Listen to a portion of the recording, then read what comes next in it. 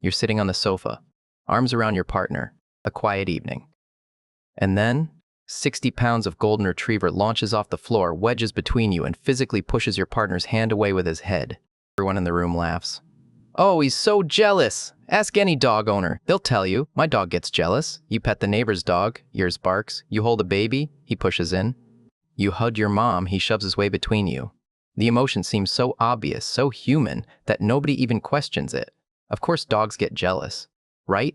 But when scientists brought jealousy into the laboratory, the answer turned out to be far from simple. And the truth behind that behavior? It's more extraordinary than jealousy could ever be. In 2014, psychologists Christine Harris and Caroline Provost at the University of California, San Diego designed an experiment. They asked dog owners to do something simple: pet and talk sweetly to an animatronic stuffed dog, one that moved, wagged its tail, even barked, right in front of their real dog. The results were dramatic. The real dogs pushed in. They snapped at the fake dog. They wedged themselves between the toy and their owner. Harris and Provost's conclusion: dogs appear to show a primitive form of jealousy. But here's the part that didn't make the headlines. In the same experiment, there was a control condition.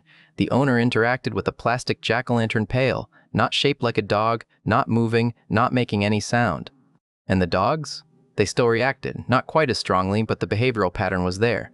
If this is jealousy, why would your dog be jealous of a bucket? 4 years later, a team led by Prato Pravide at the University of Milan ran the same experiment with tighter controls. They added conditions. They measured more carefully. And their conclusion shifted the entire framing. This behavior, they argued, is closer to resource guarding than jealousy. The dogs weren't reacting to a rival, they were protecting access to something they valued. And that's something. In behavioral psychology, it's one of the oldest strategies in the animal kingdom. Protect what keeps you alive. Food, water, shelter, territory, and, this is the part most people miss, relationships. The individuals who provide safety, sustenance, and comfort. Resource guarding isn't about jealousy, it's about survival. Jacobs and colleagues measured cortisol levels in dogs when a valued resource was under threat. The results were unambiguous. Stress hormones surged. Heart rate increased. The autonomic nervous system activated. The same fight-or-flight cascade you feel when someone cuts you off in traffic. This isn't a complex social emotion like human jealousy. This is the nervous system's survival alarm. Raw, fast, and ancient. But that raises a deeper question. One that changes everything. Why would a dog's brain classify you, a human being from a completely different species, as a survival resource worth protecting? In 1998, Topol and colleagues at Eötvös-Loránd University adapted one of psychology's most famous experiments for dogs, the Ainsworth Strange Situation Test, originally designed to measure how human infants bond with their mothers.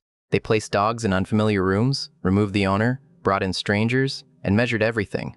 The finding was remarkable.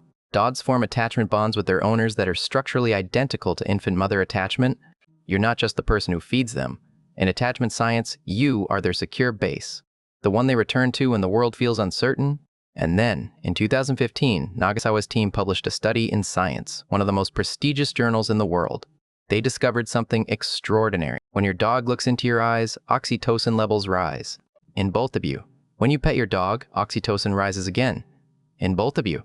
This biochemical feedback loop, oxytocin surging back and forth between two individuals through eye contact and touch, had only ever been documented in one other relationship in nature, between a mother and her infant. Let that sink in. Inside your dog's nervous system, you are not a friend, you are not a companion, you are a living, breathing source of oxytocin, the chemical of safety, the chemical of trust. You are the foundation from which they explore the entire world. And losing access to you? In neurochemical terms, that's not inconvenience, that's catastrophe. And this is why the reaction you call jealousy is so intense. When someone else approaches you, hugs you, touches you, takes your attention, your dog's brain doesn't process it the way yours does. It doesn't think, someone else is being loved more than me. It processes something far more primal. My most critical survival resource is under threat. But here's something that puzzled researchers for years. Why does affection trigger a stronger guarding response than food? Think about it. You can share your dog's food bowl with another dog, and most of the time, nothing happens. But hug someone in front of your dog? They're between you and a heartbeat. Why would social attention outrank food? Gregory Burns and colleagues at Emory University put dogs into fMRI scanners while fully awake, fully unrestrained. And they watched what happened in the brain when the dog's owner fed another dog right in front of them. The amygdala, the brain's threat center, fired intensely. The caudate nucleus, the reward center, decreased activity. The dog brain, measured in real time, reacted more strongly to social loss than to food loss. Your attention is more valuable to your dog than their dinner. Udell and Wynn's research on social reward hierarchies confirmed this across multiple studies. For many dogs, social interaction with the owner ranks higher than food in their reward system. Not every dog, individual variation matters, but across the data, the pattern is clear. In your dog's resource pyramid, you don't sit at the base, you sit at the top. But if this is resource guarding, why doesn't every dog react the same way? You've seen it yourself. Some dogs bark wildly, shove, demand attention. Some quietly lie across your feet. No drama, just presence. And some don't seem to care at all when you hug someone else. What explains the difference? Protopopofova's research on shelter dogs revealed something striking. Attachment style, the quality of the bond between dog and owner, directly predicts how intensely a dog will guard. Dogs with insecure attachment guard more aggressively, dogs with secure attachment guard less, or not at all. The pattern mirrors exactly what developmental psychologists see in human relationships. The less secure the bond, the tighter the grip. Flint and colleagues mapped the full spectrum of owner-directed guarding. At the mild end, pushing, wedging, attention-seeking. At the severe end, growling, baring teeth, snapping. And here's the critical finding. Severity doesn't correlate with how much a dog loves you. It correlates with insecurity. The more anxious the attachment, the more extreme the guarding. It's not about love. It's about fear of loss. Serpel and Shu analyzed data from the CBARC, the Canine Behavioral Assessment and Research Questionnaire, covering thousands of dogs across dozens of breeds. Owner-directed possessiveness appears in golden retrievers, chihuahuas, German shepherds, poodles, large dogs, small dogs.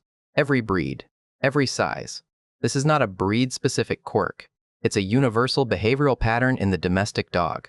And there's a factor most people never consider: the dog's history. Overall's clinical behavioral data shows that dogs separated from their mothers too early show significantly more guarding behavior. Shelter dogs, dogs who've lost a home, lost a person, guard more intensely. Dogs who've experienced loss or instability cling harder to whatever safety they find, and the mechanism matters. Anxiety-based guarding, driven by fear of loss, operates through a completely different neural pathway than dominance-based guarding. One is about power, the other is about survival. But here's where the science takes an unexpected turn. Range and colleagues at the University of Vienna tested something called inequity aversion. Two dogs, side by side, both do the same trick. One gets a treat, the other gets nothing. What happens? The unrewarded dog refuses to perform, turns away, stops cooperating entirely. Dogs perceive unfairness. McGetrick and Range pushed the research further. Dogs don't just react when they get nothing. They also respond when the reward doesn't match the effort, when the other dog gets a better treat for the same work. A basic, measurable form of social comparison. Your dog isn't just aware of what it's getting. It's aware of what others are getting. And this is where the clean boundary between resource guarding and jealousy starts to dissolve.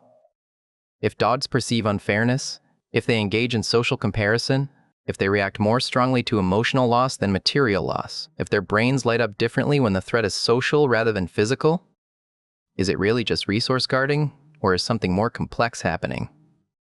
The famous guilty look?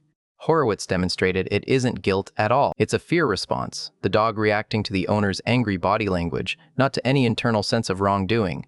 We see what we want to see, and jealousy might be another projection. But Cook's fMRI data pushes back against that simplification. The neural activity observed in dogs during social scenarios is far more complex than simple reflexive behavior. Multiple brain regions activate simultaneously in patterns that suggest something beyond basic stimulus response. The honest scientific answer may lie somewhere in between. Not human-style jealousy, but not simple resource guarding either. Something we don't quite have a word for yet. Brian Hare and Vanessa Woods proposed a framework that might bridge the gap. Social intelligence, a form of cognitive sophistication in dogs that was shaped by domestication. It's different from primate social cognition. Different from what we see in wolves, but it's sophisticated in its own right. Dogs evolved not just to live alongside humans, but to read them deeply. Hare and colleagues at Harvard traced this ability back to what they call the domestication hypothesis. Over 15,000 years of living alongside humans, a selection pressure emerged.